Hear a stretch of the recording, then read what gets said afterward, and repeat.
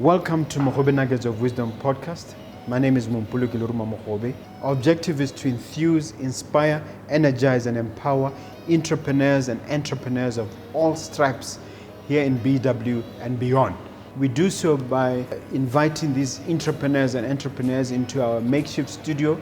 Sometimes we call them to the restaurant, sometimes we go to our studio, and we ask them to share their experiential knowledge, their experiences and their expertise, and we ask them as many questions as we can, aimed at empowering you also as a viewer.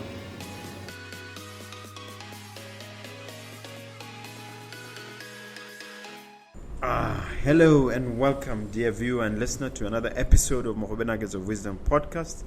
As we always do around here, we try to bring you life-changing and impactful information, and we try to encourage your entrepreneurial instincts in whichever way we can. And I do have a guest who's going to talk about health and all matters of health, who is a physician here in Gaborone, but I always leave it to my guests to give themselves a fuller introduction. But before I turn to him, let me make a special request that you strike that subscribe button. Just hit that button, guys. I find that there's about 10,000 of you who've subscribed, but there's 16,000 of you, according to YouTube, who just watch and don't subscribe. So don't be among the 16,000. And welcome to the studio, Dr. Seketeme. Thank you, sir. Yes. My pleasure to be here. It is a privilege and an honor for me that you've eventually made it to the studio. I have previously requested you. There are those who don't know that you are my personal physician. I don't mind telling people that you are, and I appreciate the service you've afforded me over the years. Great stuff. Would you like just to give yourself a short introduction? Yes, thank you so much. Very pleased to be here.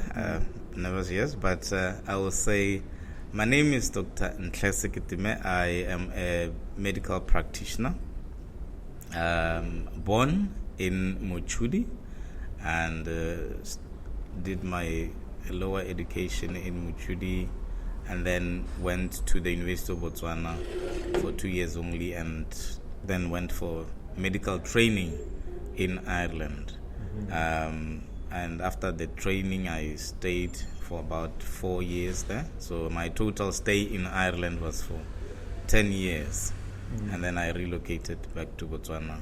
Okay. Worked in the public service for a while, and then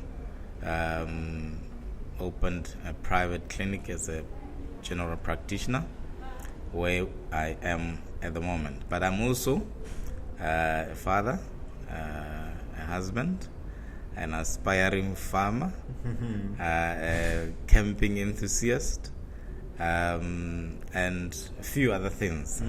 Yeah. All right. What about the academic side?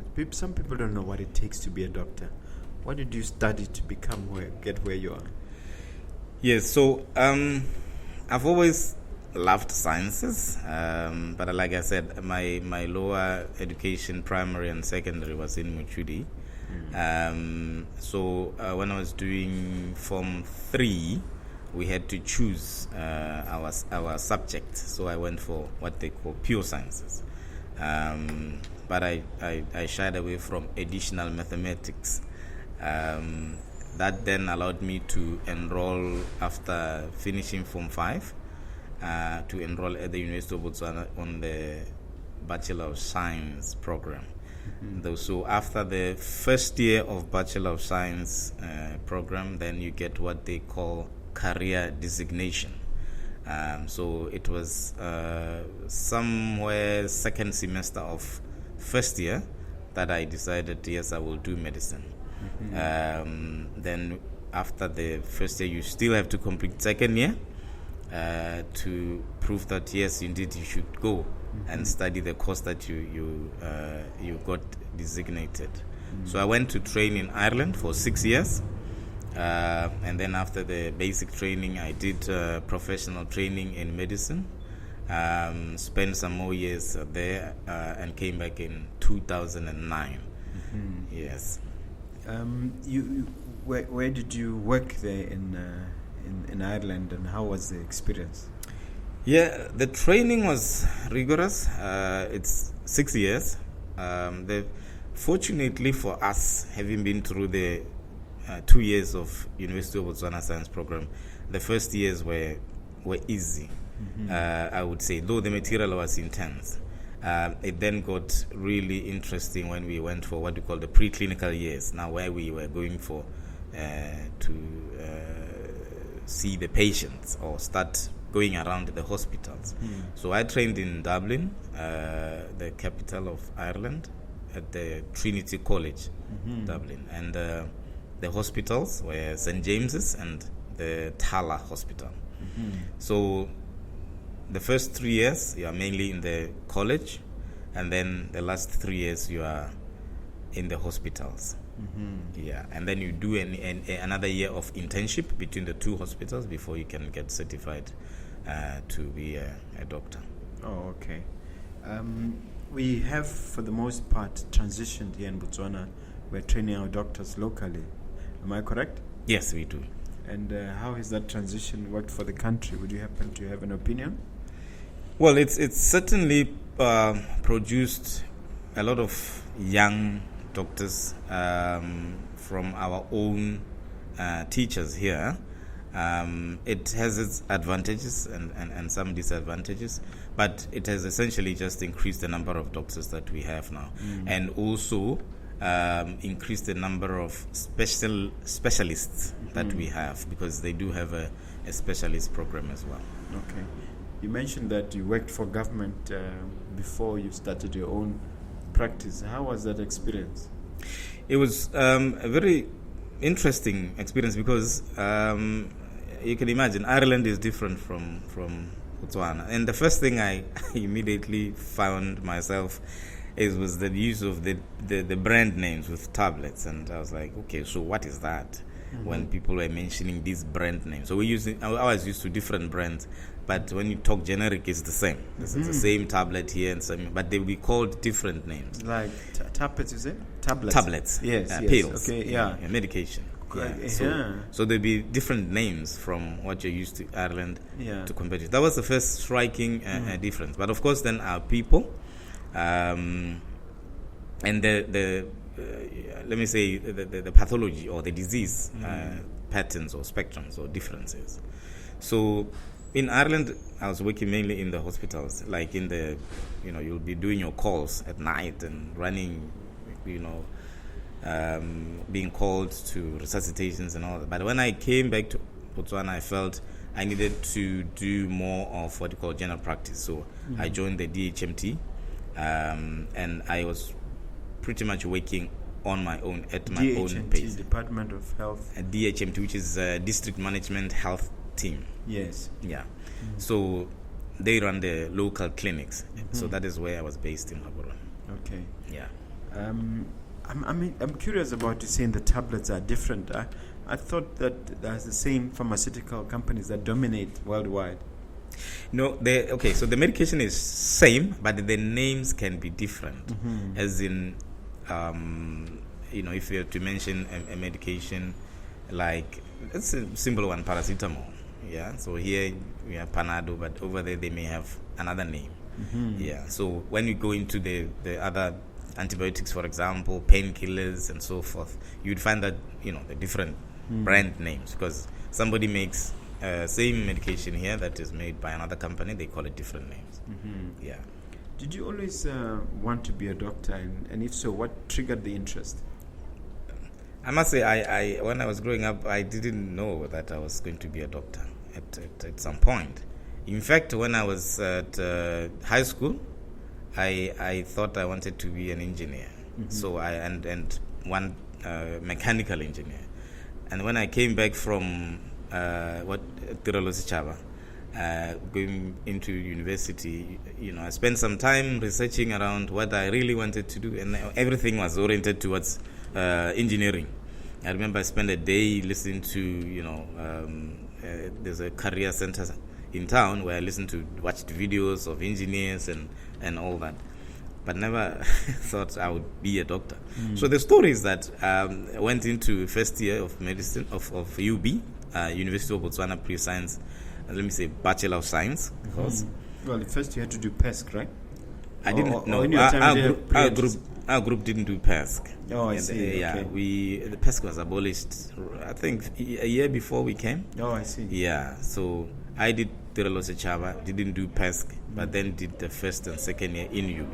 Okay, I did PESC. Yeah, or you did PESC. Yeah. That was another different story. Yeah, absolutely. So when I was in first year of UB Bachelor of Science, I did so. We would have our brothers who would advise you, okay, so this is how you need to survive this place. So because I wasn't so sure what I really wanted to do, one of my brothers advised me, okay, go for biology, go for physics, go for chemistry, and the maths. So you go for all the four. Because if you want to be an engineer, you can drop biology straight away and do the physics and chemistry and maths. Yes. Yeah. So, but I went for the four, so that I have a big, wide spectrum to choose from based on how I perform or whether my makes sense. My likes change. But the story is that I always liked biology, so I had to pit biology and maths, and there was 2 levels of maths. The high level was M110. I don't know if you remember that. M110 was brutal. So I would. Is that the calculus one? Yes, it was the one with all the very difficult maths concepts, you know. So I was doing pretty okay, but I felt biology because I was hitting, you had to hit 100 at that time. You have to hit 100. So I had to decide at some point whether I wanted to continue with the hard maths or drop to the lower maths and then go with biology. So that was the decision how I decided to do medicine. So because if you drop the higher maths, then you are skewed then towards health sciences. And then, my calculation was, okay, so which of the health sciences has the broad spectrum? Because I've always liked, I didn't want to narrow my interests, as in, your pharmacology or radiology and so on. So I went for medicine particularly because it has a huge spectrum. It's all biology. Yes. Yeah. And then when did you decide that now, no more engineering? Oh, that day. That day, then I disqualified myself from choosing any of the engineering courses. That evening, it was even in the evening. I had the last day of what they would allow you to do. Yeah. So I went into the lecture office. Would there be any regrets associated with No, this? not at all. Yeah. It's been tough all the way from there, and that's what I was expecting anyway. Because I remember at that time we were doing genetics in biology, and it was one of the toughest concepts or the subjects in biology. How much did the notion of saving lives feature in your decision, and being, sort of the knight in shining armor when there's trouble for patients or in the family? To what extent did that feature in the calculation? I don't think that featured, to be honest. But later on, when I was in the hospitals, that's when now I realized, this is what it is.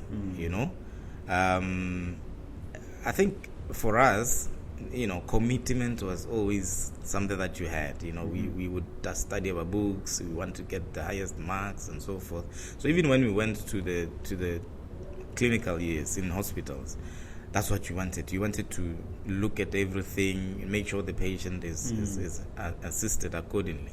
So that's when the joy really came in. But the pre-clinical years, when we were studying all the pathology, those were tough. I remember one of the afternoons in the lecture, we were very worried. By the 5th year, we were so worried, most of us, that will I pass? Because at the end of the day, you have to pass. So one of the lecturers who actually had been in Botswana, this was somebody from Ireland, said to us, don't worry, it will all come together, because we are studying so many subjects and so many concepts and so many difficult things. But I really appreciated at some point now at the bedside what this lecturer was talking about, this teacher was talking about. Okay, yeah. Because all that knowledge does come handy when there's trouble. It does. So at the bedside now, you'd narrow those 25 things to 3, and those would be probably the commonest things that you have to roll with. But when you are training, you have to remember, like, what are the 25 causes of shortness of breath, and then you have to remember all the 25. But when you're with the patient, the common things are common. That's what then they tell us at the end. Common things are common. So if you are in a malaria place, somebody comes with a fever, is it malaria first? Yeah. If you are in another place where other things are common, that is probably the thing that's common. I've heard people saying, making career choices, they decide against medicine because of all the blood and the gory sites and so on. Is it true that there's a lot of blood involved? There is blood involved. Is it really as terrible as people say? No, I know some people in some of the TV shows. Yeah, I know some people are terrified by the sight of blood, and I remember one of my colleagues who is an astute professional now. What happened before we went to Ireland? We came out of UB and we did a 3-month attachment in Princess Marina or Francistown, Nyanga. So one of the guys who've been the best student was top of the class. I found him at the entrance of the ward with his hands around his waist, shaking his head, telling us that no, I don't belong here. It was really funny. So some people are like that, but he just went in, and he's one of the top doctors right now. So he did adjust and get used to it. He got adjusted, but I had never been terrified by the sight of blood. I remember when I was very young, in Muchudi, they were passing in front of the Deborah Retif Memorial Hospital. I think, I was scared of hospital at the time, but not later on when I was. The thought of specialization, did it cross your mind in terms of becoming a surgeon or things like that? Well, I knew I wanted to specialize in a field of medicine. So when we say medicine as a career, and then we say medicine as a subspecialty of medicine. So, a cardiologist or a gastroenterologist, oncologist, they will first start with going for medicine. So I always wanted to be a physician from after we graduated. I didn't want to be a surgeon. I don't know. I think I think it's the same concept. Like I said, I always wanted more information, knowledge, and all that. But I felt surgeons were more like, your handyman.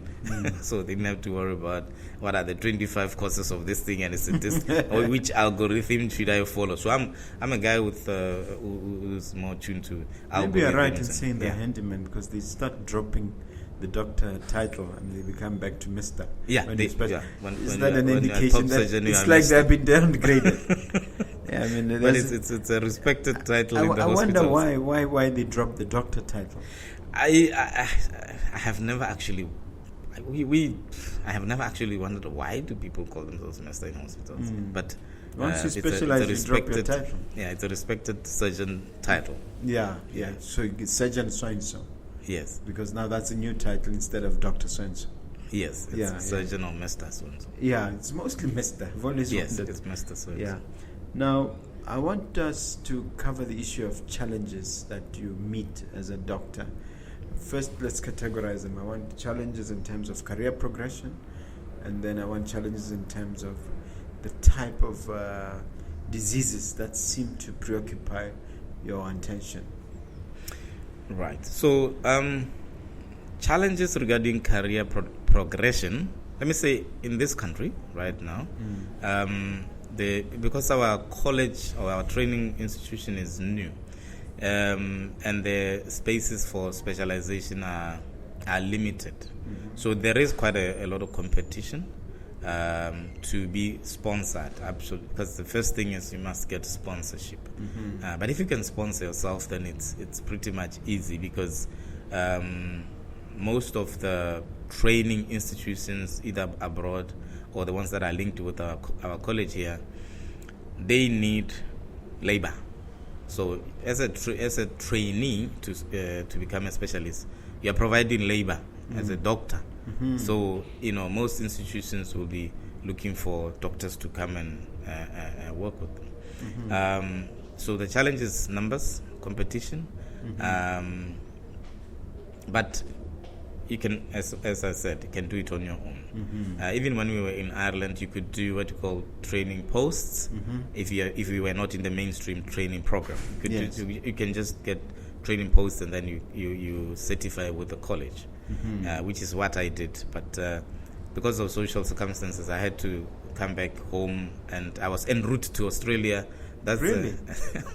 I was en route to Australia because my wife had gone there, and we had a small child. So, but I then, because I had been away 10 years, I then realized, I had to adjust to the life here, and the Australian dream was cut short. The Botswana dream, I shown the Australian one. Dream. Yeah. So now with diseases, I would say when you're training, the best idea is to expose yourself to as much as you can, so that when it comes to time that a patient in front of you, then you can be well empowered. Yes. But there may be a difference. There is usually a difference if you trained in Ireland, for example, versus if you trained in Botswana. Some of the things may be a little bit, you'll have to adjust, and obviously colleagues, we work as a team, where we've never seen something before, you ask. One of the biggest things about doctors, if you don't know, you say, I don't know. Yeah, you never pretend that you know something, because you can kill somebody. You're not embarrassed to say, I don't know. No, not at all. You shouldn't be. You shouldn't be embarrassed to say, I don't know. And one of the lessons I learned from one of our professors early on, she said, the reason we have to be very tough on you guys is, once you graduate, we give you a license to kill. So we must make sure that you kill as few people as possible, meaning that you must be... So 007 is not the only one. 007. So it's doctors in 007 who have a license to kill. Exactly. Yeah. So that's James Bond. Yeah, you can have different conditions. We call them pathology. So pathology in Botswana can be very different. Around the time that we started, it was HIV. When we went, was the main problem. Yeah, the reason why that colleague of mine was at the ward shaking his head is because the ward was full of HIV patients. 1999, and there were no ARVs at the time, and they hadn't been discovered. They were not available in Botswana yet. Yeah. So in 2001, that's when we started giving people. I think the then president had to be very deliberate and aggressive about getting them. Absolutely, because the way things were going, and what he said, it was true that the population was being decimated. Yeah. So in terms of the now, what is the pattern? Is it blood pressure and diabetes that I hear a lot about? Yes. So things have changed. In 1999, when I went to train, the biggest problem was HIV. And before that, it was more of infections.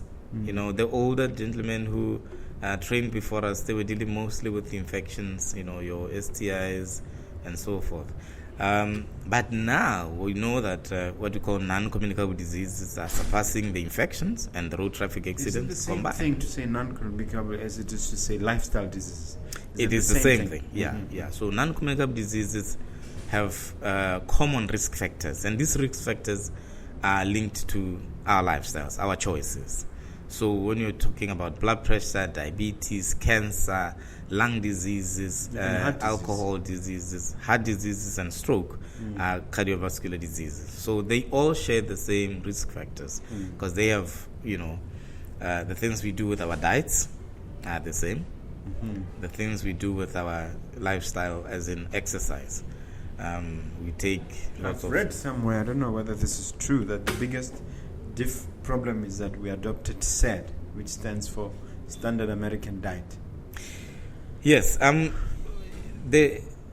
the statistics with these non-communicable diseases is bad for for developing countries because we are going through the transition of leaving our old way of life and going with the modern, what is termed the modern way of life, Quote which unquote. is, your diet now has more sugar and fat and salt than before. It is refined, there's no fiber and so forth. But that is not our natural diet. So we need to understand that we are natural beings, and there's what is good for our nature. So what is good for our nature is what was in the past, not what is now. Because what is now is we've done wrong things for our bodies.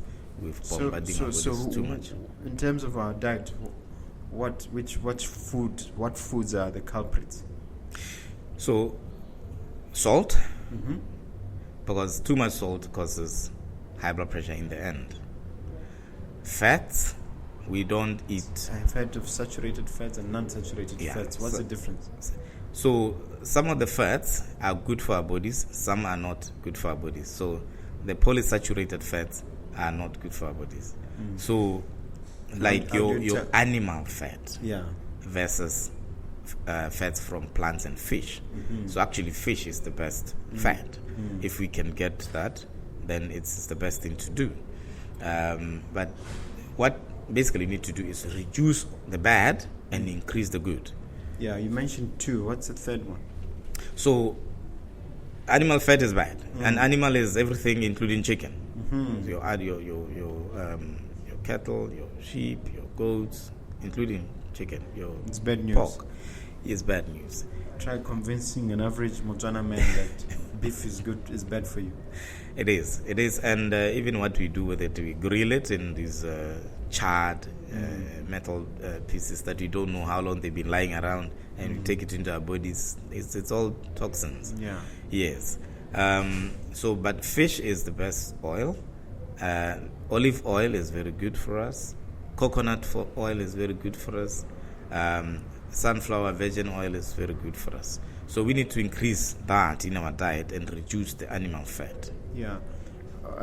What about things like cheese and dairy? So dairy is also fat. It contains a lot of fat, and you'd see some places when they want to attract you to the shelf, they say low fat. Low fat yogurt, for example. Yeah, that is what is termed healthy. So dairy does contain fat. Yeah. So it's not ideal. And then cheese and macaroni and things like that. Because I've had a certain neuropath here. I think it was Dr. Seketeme. I'm not sure. Yes. Saying basically things that are white.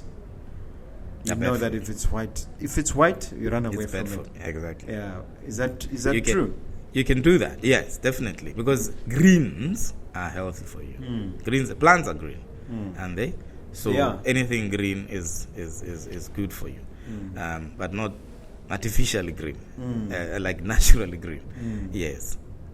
And how did we, as a society, how were we hoodwinked or bamboozled into eating things that kill us?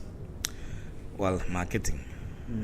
Marketing. And I think also just this, rural-urban migration is the big thing, because in the urban areas, where are you going to get your piece of land to grow your tomatoes and so forth? We are lucky in this country, we still get our backyard gardens. We can still go back and do a little bit.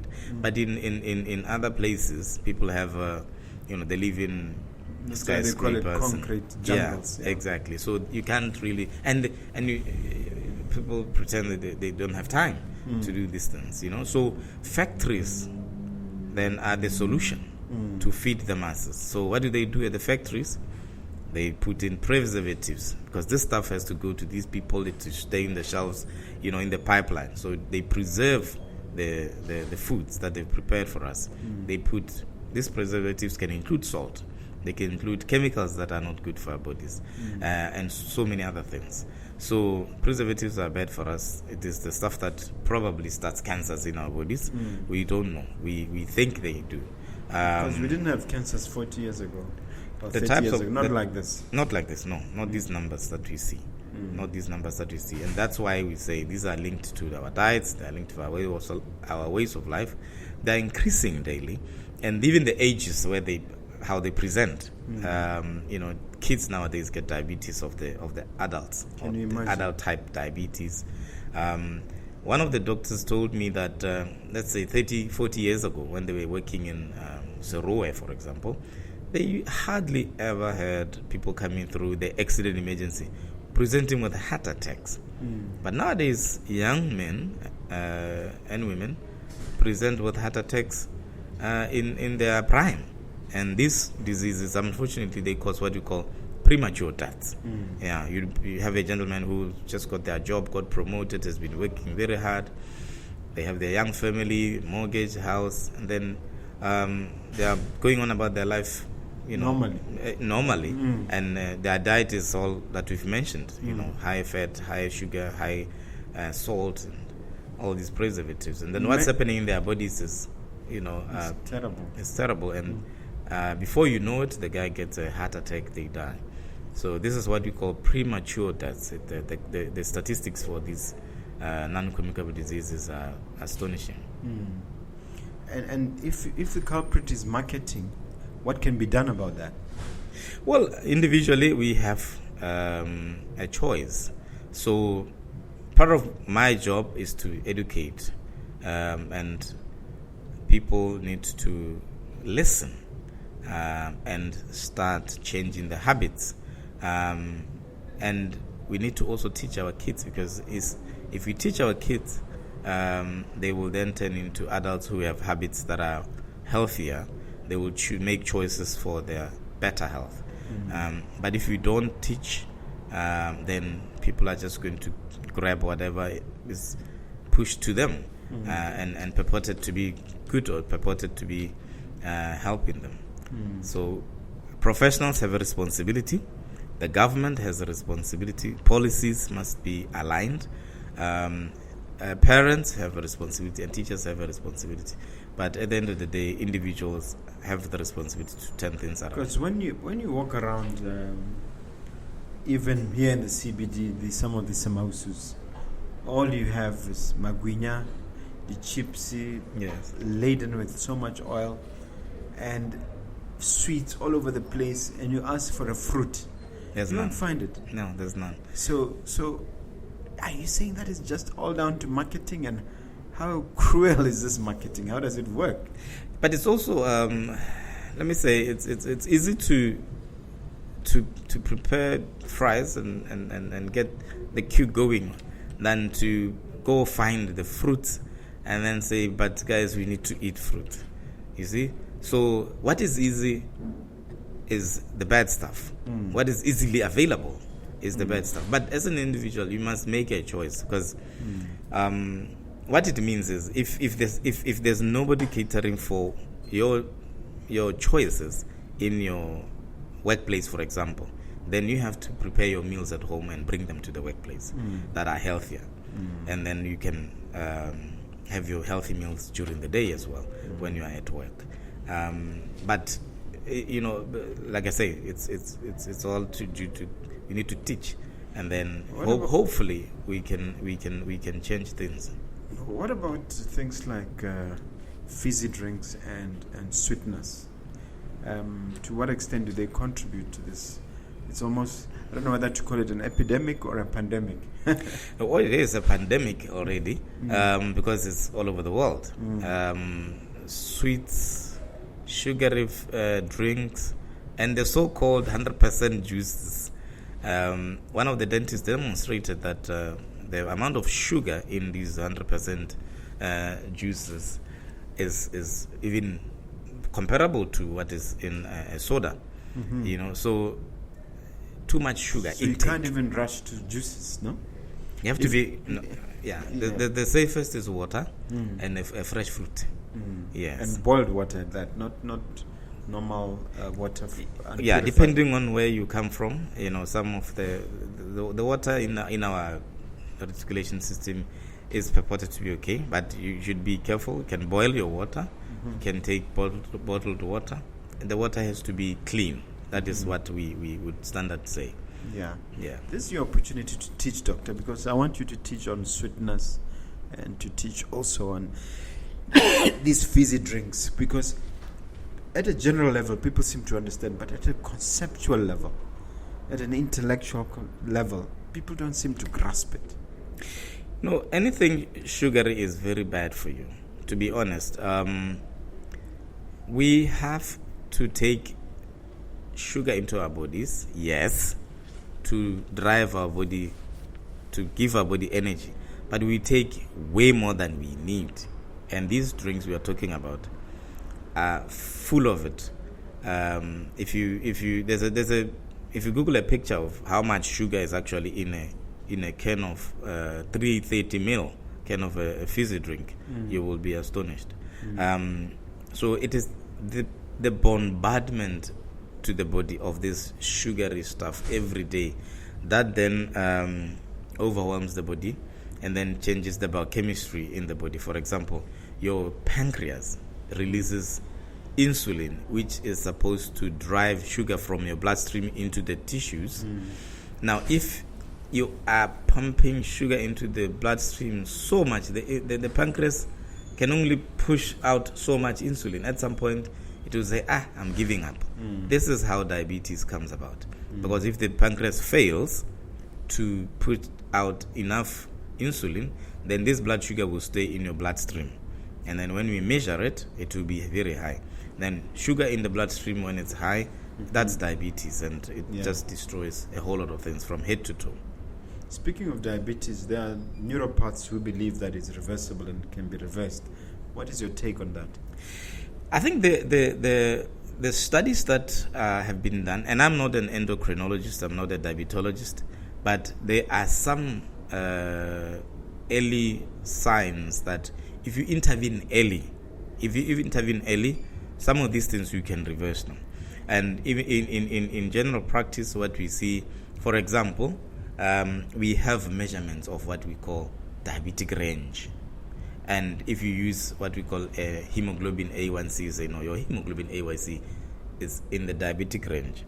Now, standard practice is if you find somebody like that, you are screening for the first time, you advise them what to do. You send them to a dietitian and so forth. So the effort that you make, your cut down on sugar intake and so forth, will reverse the levels of sugar that you take, that you normally have for that level of HbA1c.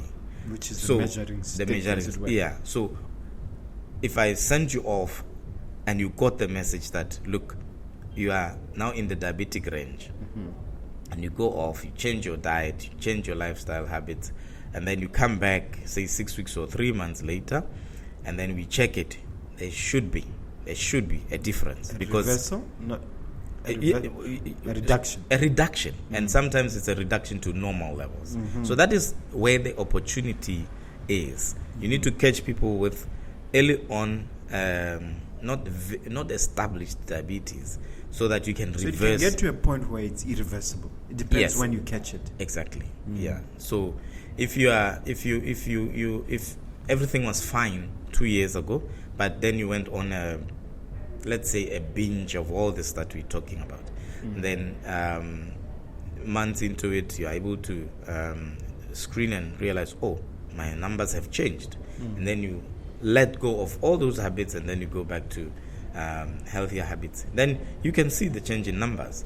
So when we motivate, we say, please know your numbers, know your blood pressure numbers, know your HbA1c numbers or your sugar numbers, know your weight, your height, your body mass index. And these are the motivates that you can work with and watch and do what you do and be motivated by, reductions in these numbers. You spoke of young men who can drop dead from heart disease or heart attack or living young families and so on. What are the causes for such a condition the same as the causes for diabetes, or there are some variations which point to heart disease differently from diabetes? No, they are the same. So the risk factors are the same. It is wrong choices with diet, and what we call sedentary lifestyle. Sedentary means not enough exercise. Yes. Let's call it not enough exercise. So if you have bad habits with the diet and bad habits with exercise, then diabetes will creep in, high blood pressure will creep in, and both or single may predispose you to heart diseases and strokes. Yes. So this is how then we say cardiovascular diseases, risk factors. They are the same for diabetes. If this information is commonly unknown and widely available, what are institutions like World Health Organization and even the Ministry of Health in Botswana doing to conscientize the public and to save lives? Well, it's a global, let me call it a war. Yeah, I mean, non-communicable diseases have been highlighted at the World Health Organization, particularly for developing countries, as the biggest worry that causes premature deaths, costs a lot to healthcare. So there's been initiatives by the WHO, and our own ministry here embraces those and cascades down to the individual. So all those efforts are really to try and reduce the numbers that we see, the stories that we hear of people dropping dead at work, at home, and so forth, while they are in their prime. In the case of tobacco, the dramatic reversal occurred when tobacco companies were sued and were stopped from advertising their products. Is there ever going to be a time where supermarkets and pharmaceuticals, to some extent, not pharmaceuticals, I mean the food industry, will there be a reversal? Will they become pariahs the same way as tobacco companies became pariahs, and only then did the incidence of tobacco smoke reduce? We will have to see, because it has to be a deliberate effort, mainly by the regulators, because as individuals, as what we can do is our choices, but regulators have much more that they can do. I'll give an example. I think it was in New York. There was an initiative to cut down on the size of the soda. You cannot sell a certain big because the Americans would carry those big bottles of sugar and stuff. And I think there was it was an initiative by one of the mayors. I think it was Bloomberg. I may be wrong. Yeah. But just by that decision, you are actually doing something good already. So many things can be done to get. It's not only the supermarkets that are stocking, but the factories at the factory level, at the farming level. What are we doing? Because practices such as what we do in our farms, are we still putting chemicals that will go down the supply chain? Sometimes even in vegetables, which are supposed to be good for us. Exactly. Through the process of fertilizers and herbicides and preservatives. Exactly. Yeah. So it has to start all the way from production to industry and to the retailers. What do we do for the consumer, who is an individual who is? But these industries are very, very powerful. Food industry is very powerful. Yes. So the question is there sufficient will to overcome this power, this entrenched power? There should be. And let me say, we can then put squarely the responsibility on the regulators. Obviously, industries are regulated. What they produce, how much they add of whatever is regulated. So these regulations can help us to reduce the numbers of non-communicable diseases that we see around. But considering that we in Botswana consume mostly things from outside, do we really have much of an influence? We should. We can. Yeah. We are a member of the global world. Botswana is a member of SADC. What they do at SADC, these discussions should be part of it. That we have a problem and so let's start together. Yes, we import from our big neighbor South Africa. So what they do there has an impact on our health. So we better have those conversations with them about these things. Okay. What opportunities exist for collaboration between public and private health sector that can enhance the community's overall health? What we have in this country is two systems. We have the public system and the private system. But at the end of the day, the patient or the client is the same. So what we really need to do is to collaborate, to work together with putting the interests of the patient first. So traditionally, the private sector has been not included in the decisions that the policymakers had, drafting and so forth. But over the years, we've seen, much more collaboration, triple Ps, public-private partnerships, and so forth. So there exists a lot of opportunities that. But so far, are there any tangible results? Small, for instance? But for example, if you go to what we do with the government is doing with the private sector, as in referring patients for early intervention, that exists. Particularly in this country now that we have private hospitals that are much comparable to some of the South African institutions, the way we used to refer patients. So here it's within the government we know they can refer, but at primary level it is not as smooth. But that's where we need to intervene at primary level in the communities. So that's where we need the private sector to come together with the public sector to know much more, because the public sector fortunately has a very strong infrastructure. This country's primary healthcare has been one of the most robust in the world. What has happened over the years is we've sort of not used this infrastructure to the best of what we should be doing. So the opportunity still exists. Yeah, you're right. It's been the best, but over the last year or two, you started hearing about shortages of medicine, things we never used to. You started hearing about dental equipment. I had a dentist here the other day, dental equipment being out of date. There seems to be a deterioration that is detectable over the last few years. No, indeed. That we cannot deny.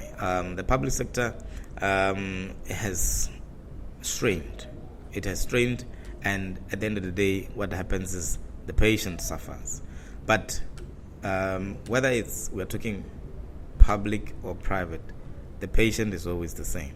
So I think the skills that are here in the country should save the patient or the client, the members of the community. Now, I've always said this, that challenges can come up, but the people that are manning our facilities do have a much bigger responsibility. The government, yes, can and do their best with limited budgets and so forth. But when you look at the system, there is a lot that can be improved at these lower levels that we are talking about. So it's a combined effort. The government has to improve, their efficiencies of procuring and all those things. But even as practitioners on the level, the nurses, the doctors, we can do much more to improve how we really treat our patients. Yeah. I wanted to touch on your journey, your personal journey a bit more as a doctor. I know that the side of you which involves social interactions, I've heard you on radio. Tell us about that side of you. And in responding to this question, also answer the question of whether it's being lonely. It's a lonely profession, whether because I've heard judges complain. Some of my friends are judges. They will say it's a very insular profession where it's difficult to interact with the public as much as they want. To what extent is the same problem there in your field? Okay, let me start with that. Yes, because of the intensity of the work, sometimes it can be lonely. Yes, and particularly for folks like me who work in a practice alone. So you can be working for many years. And I know some of my colleagues who work 6-7 days a week, never take holiday and so forth. So it can be brutal like that, but it's a choice that one has to make. There is in one of the let me say the Bibles of medicine, one of the Oxford books, it's written in the very first pages, a story of a doctor who was working all the time, and all he wished for was, I wish I had a door at the back here where I can escape for a breather, because the patients will never stop coming. That is the truth. So we just have to create our own time and look after ourselves, do other things, be interested in other things that can enhance our lives and the joy for life. So I personally don't work 7 days a week. I do interact quite a lot. I do radio, as you mentioned. I've been doing it since I started my practice, and this year is the 10th year. So what? No, which is radio station? On Gaps FM. Gaps FM, yeah. So once a week, I go and share, and I invite my colleagues as well. We talk about anything health. So that is, one of my let me say, outlets where I go in, and radio. I don't know if radio is addictive. Once when you come out, you are buzzing. With a different type of buzz. Than when you are in the clinic and you've conquered something, or you feel good about having solved a mystery disease. So I do these things, and then I also a camping enthusiast. I go around. After COVID. We were all very brutalized mentally and spiritually and so forth. So I was talking to my colleagues in the psychology world as to what are we going to do, because I felt I just needed to do something. I don't know whether I should go for therapy or what, but something needs to happen to me. Yeah. So I told a colleague of mine, or a group of guys, that by the end of this month I'm going into the desert, because I've been to the desert and it gave me a different type of buzz. So that's what I did. I took off with my friend, and then we went into the Transfrontier Park, and for 5 days, no network. 4x4s. 4x4s, yeah, in the sand, battling the sand. Yeah. But you come out with, refreshed and, able to go another mile. So those are the things that I would advise my colleagues to do. It doesn't have to be lonely. You can create, these social, and we do meet. Like even today, later on, there will be what we call CME, Continuous Medical Education Platform, where we get together. Yes, we learn, and then we socialize amongst ourselves. But we should also socialize with non-doctors. With non-doctors. Yeah. Yes. But I believe that other professions are not so smart, because you guys have your own language. I mean, if you try and read some of the doctors' cards, it's a totally different language. It's almost like Latin. What do you say about the basis of... When are you going to start writing English, doctor? The basis of medical language is Latin. It's Latin, It's Latin, yeah. So, I don't know. It's language. So it's what makes sense to us. Instead of saying there's English versions of what we say. It's not like there's no English version. But I don't think you offer translation services. I mean, look at the cards that an old grandmother gets from a hospital or a doctor. Look at those cards. It's just Greek, actually Latin, literally. Yeah, I think... Is that a fair criticism, doctor? No, it is. Yeah. Actually, I think, not to blow my own horn, but I think myself I've started writing English, because when I converse with the patient, I would like the patient to understand what I'm saying. So I use English. So then sometimes you see that you are when you're making your own notes, you start writing in English instead of writing in medical language, which is more like Latin. Yeah. So that is very interesting. But when you have colleagues who are most of the time writing for, say in the hospital cards, there you will find that is mostly medical language, and you can't read any of it most of the time. But my own notes in my practice, if you go through them, you might see a lot of English there, not medical language. Yeah. I think you mentioned that farming is one of your passions. Tell us about that. How much time do you allocate for farming, and how do you manage to squeeze it in? Yes, farming is one of my outlets as well. I grew up in the farms. In fact, I was born there. So when we were young, we used to hate it. In fact, when I was in high school, I used to tell my father, "No, I can't go. I have too much work to do. I'm going to the library." But now we realize that it's actually, when you go there and you come back, you feel refreshed. But also, it also offers an opportunity. Now we are looking at it as an economic way of doing things. Back in the days, agriculture used to contribute quite a lot to the GDP. Of course, the minerals came. Long before we discovered the minerals. Long before, yes. But now I think with COVID and everything that has happened around the world, people in this country are looking at farming as one of those things that they have to do to earn a living. And maybe to even source food that is healthy for a change. Exactly. That's where we now have to. Thanks for bringing that up, because that has to be also part of the plan, that you're going to produce healthy food from our rich soils here. But I do it for leisure, but I want to upgrade it to now being also in the mid-range. Not fully pastoral farming, or is it actually growing stuff?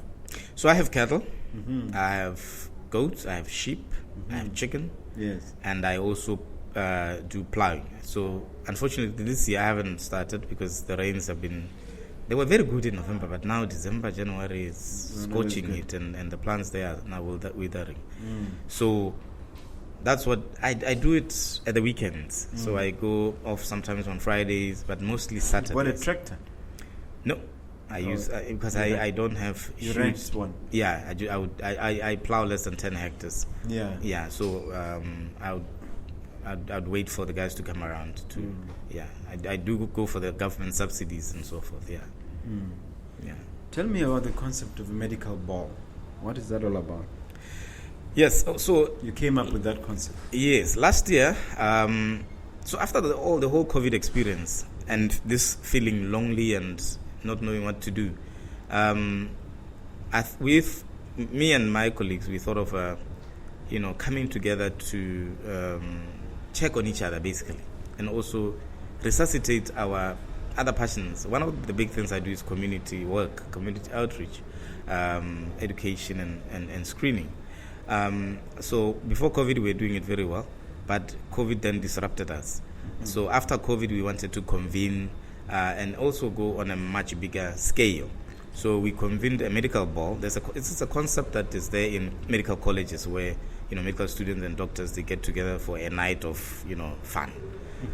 But we came up once every so often, or once a year. Okay. Yeah. So we came up with the concept of bringing the health industry together, not just medical students and doctors, the whole industry, whether you are a hospital, funder, health professional, government, or a business going into doing stuff in health.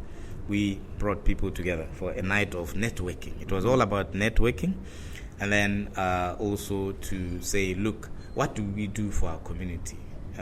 So we have, from there, we motivated for an outreach as a bigger group, and we chose a place very far from here, which is in the Shakawe areas. It's a village called Skondomboro.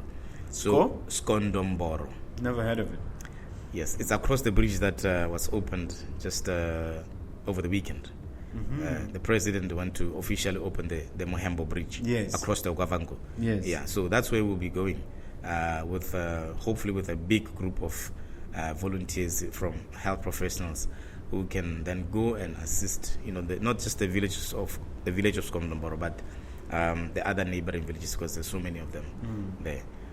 So it's a an ball idea. Implies some kind of a party. Yes, part of it, the first part of it was, having fun. And then also to say, but while we're here, guys, what are we doing for our community? Yeah, it was to come together. So it's not a black tie affair. It was a black tie affair. It is or it was? There were some people who didn't come in black tie. It was the dress code was black tie. Yeah. But if you see, but some people, went black tie. But 95% were black tie. And how do you fund it? So it's self-funded. It has to be self-funded because fortunately all you need is a venue, food, but you must also get decor and sound, and it must look nice. So we tried that. It worked. It worked very brilliantly. So we're going to go for it again this year. This has to be an annual thing. And then we bring more and more people together. Hopefully this year will be much more supported, because last year it was a new concept, and but we've proven the concept that you can get people together and get them excited the date's been set already? This year's we are looking at October. Last year was in November. This year we're looking at October, towards the end of October. Yes. And what are you doing to drum up publicity around it?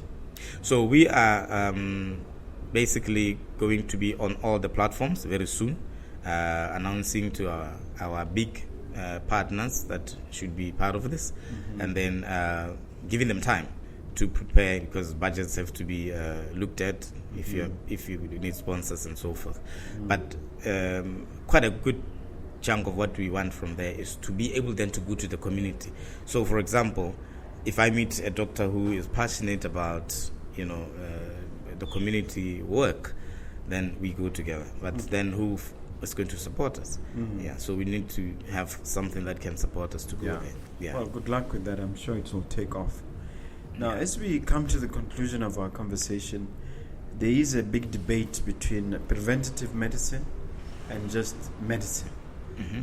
Under preventative medicine, you'll have naturopathy, I hope I'm saying it right. Yes. And alternative medicine. And I've come across on YouTube doctors who have actually ditched the formal practice of medicine to go to this side, because they've realized that's where the biggest need is. I've even come across a guy who was a thoracic surgeon saying, I'm tired of opening people's heart and removing this fat. Let me go this side and deal with them before they accumulate this fat and all this in their hearts. What's your take on that? And is there any chance of a shift from medicine as it's practiced to preventative medicine? Yes. Very interesting the way you said it. And that is exactly what we need to be doing. Top surgeons operate on things that got complicated. The doctors who put stents in your heart to make the blood flow for the heart to survive. Even pacemakers and whatnot. Yes, pacemakers from the electrical function of the heart. But if you think of the stent that goes by a cardiologist or interventional cardiologist, the guy who's trained so many years to become very good at placing a stent in your blood vessel that is supplying the heart.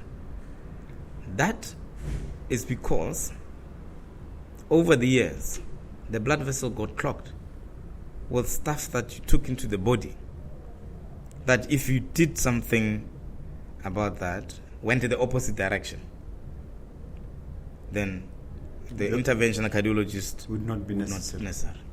So that's what we need. We need to go back to the basics of our nature. What makes us get sick? What is the basis of disease? And then we need to go and learn how to prevent disease. And a lot of it is to do with the diet. They say 80% of the effort that we need to make comes from what we do with the diet. So these doctors are not wrong, or they're not disillusioned. They're not overwhelmed to a point they don't want to do it. They want to do the easy thing. The easy things are what is difficult to do. So alternative medicine is still what needs to be done, which is look at what that world is bringing up, what that world of alternative medicine is bringing up, which is good for us, that we can take. And alternative and modern medicine should then work together. Because with alternative medicine, you may find that the studies that get done there may be small in number, they may be not well supported and so forth. Whereas the conventional, the big pharma, they have they will tell you this is a meta-analysis of randomized controlled trials. This is the biggest, the number one evidence. Of course it is, because it is. We know that. But what we were saying is, when we go back to sometimes the basis of doctors disease, who do this research, you should ask yourself who pays them. Of course, you should ask yourself who's funding this. There's all sorts of things like that. So we need to actually come out clean and say, okay, we know in medicine what we practice is evidence-based medicine. Now, if there is evidence coming from the alternative medicine world, how do we bring it up to what we regard as acceptable level of evidence? That is what I think, that is, for me personally, as a professional, that is the debate that I would want as a scientist to get into, so that we tackle this problem of preventing disease. Yes. Because there's a deeper dimension here where they now make a difference between peer-reviewed studies and non-peer-reviewed studies. Help me understand why they just only want us to focus on peer-reviewed, and what's the real distinction? So in the medicine that we practice, which is what we are taught, is that you have to practice based on evidence. So the highest hierarchy, or the top of the hierarchy in evidence, is what we call a meta-analysis of randomized controlled trials. A conglomerate of trials, not just one trial, not just one observation, not just my thinking. Okay, I may have a theory, and then I can observe, and then I can try ethically. You do this ethically, and then I can present to my colleagues, I found something, and then they can try it, and then more evidence, and then we can keep testing it until we say, now we are sure this thing works. And by then, so many people have tried it, so many people know about it, and so forth. So that's what I'm saying. If there that's is the one called peer-reviewed, right? Yes, that's what is called peer-reviewed. And then when you have many of those, it is the strongest evidence that we have in medicine.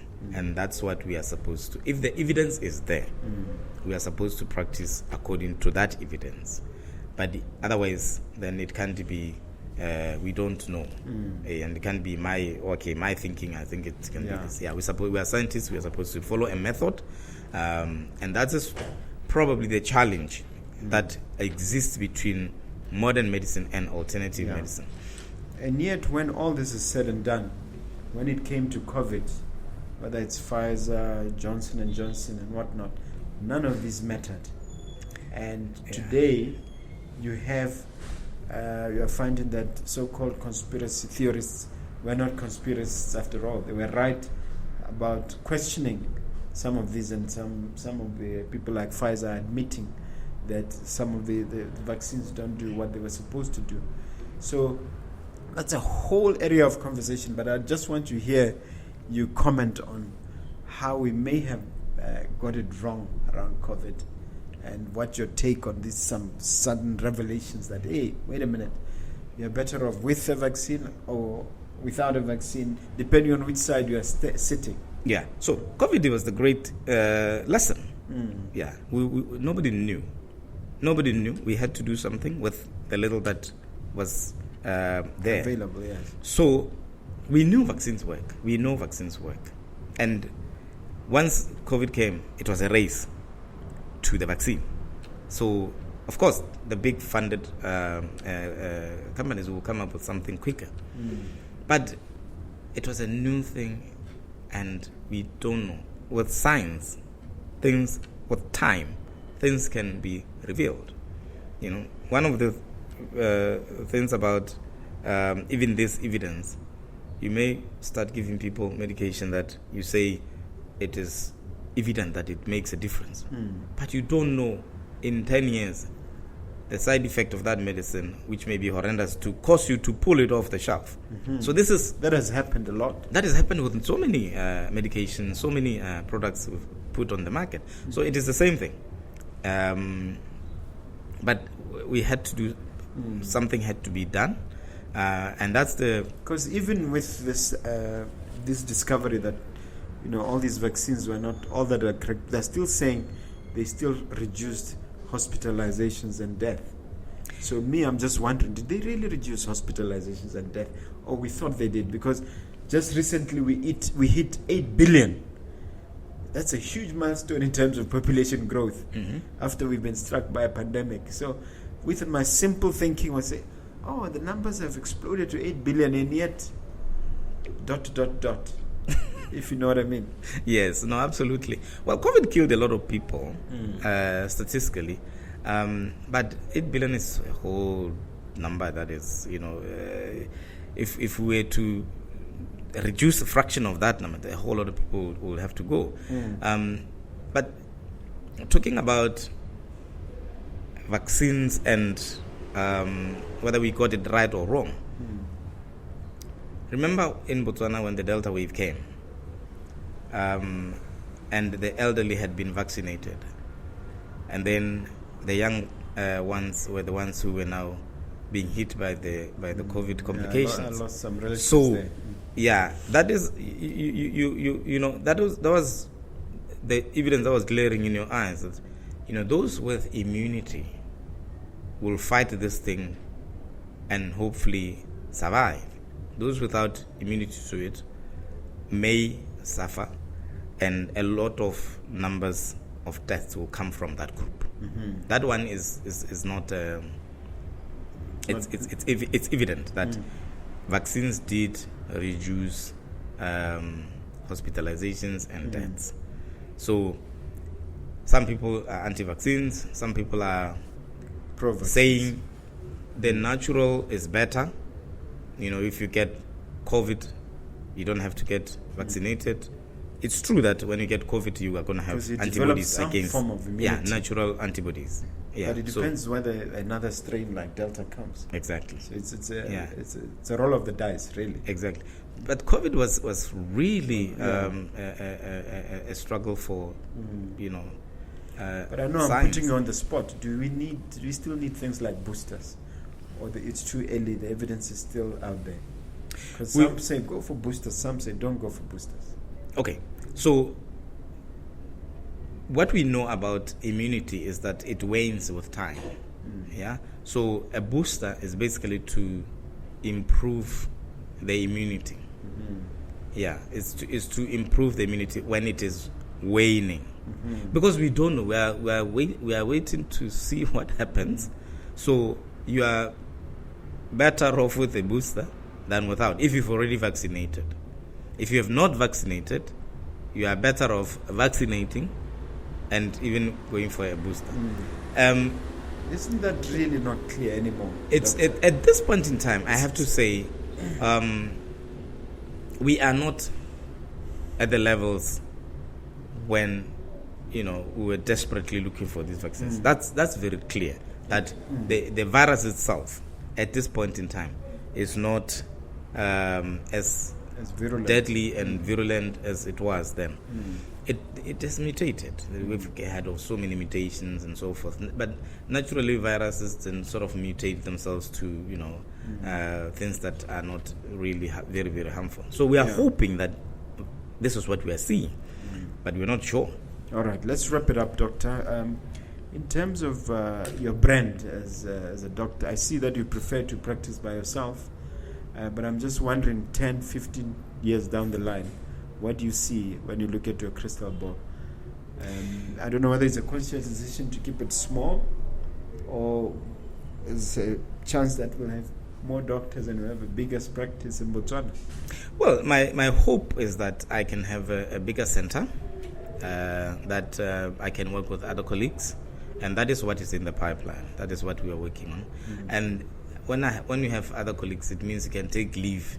For the first, I think I repeated it this past year, I closed the clinic for about 10, 12 days. And that felt good because that's my I was at the farm. Yeah, so we need, as doctors working for ourselves, to be able to take leave. Because when I was working in the hospitals in Ireland, you'll have 2 weeks every 3 months. And there are institutions that insist that you take leave. Yes, you have to. But you see, when we are working for ourselves, we neglect ourselves. And this is something that, we say to our colleagues, we need to better look after ourselves. All right. Since we're rushing, I need you to hit me with a question if you have one, and then we wrap up. Right. What's the question? The question is, how did you build such an empire? I have places in this podcast where I answer this question, because it's not an overnight story. All right. It was gradual, it was ups and downs, and more importantly, I'm writing a book. So let me not spoil it for you. Okay. Look forward to the book. Thank you very much. Look to this camera, doctor, and just leave the viewer with an uplifting message. All right. So here it is. Whatever you may be going through, we know we live in very tough times. Whatever you're going through, know that there is help out there somewhere. Whether you're talking to your most trusted or you want to consult a professional, let's talk to somebody about what may be overwhelming us. Let's not go to the extent of relying on substances to numb our pains. Let's open up. There's professional help that we can source to help us solve our issues. Wonderful. Thank you very much. Thank you. Would you mind sharing your physical address and all your contacts on social media and elsewhere? So the office is in Partial. We are located in the Diagonal Firm building at the Middle Star Complex. Our office line is 316-3459. That's 316-3459. And I am on social media. I'm on Facebook. Ntlhe Seketeme is the Facebook name. Thank you very much. Thank you very much indeed. Thank you. My pleasure.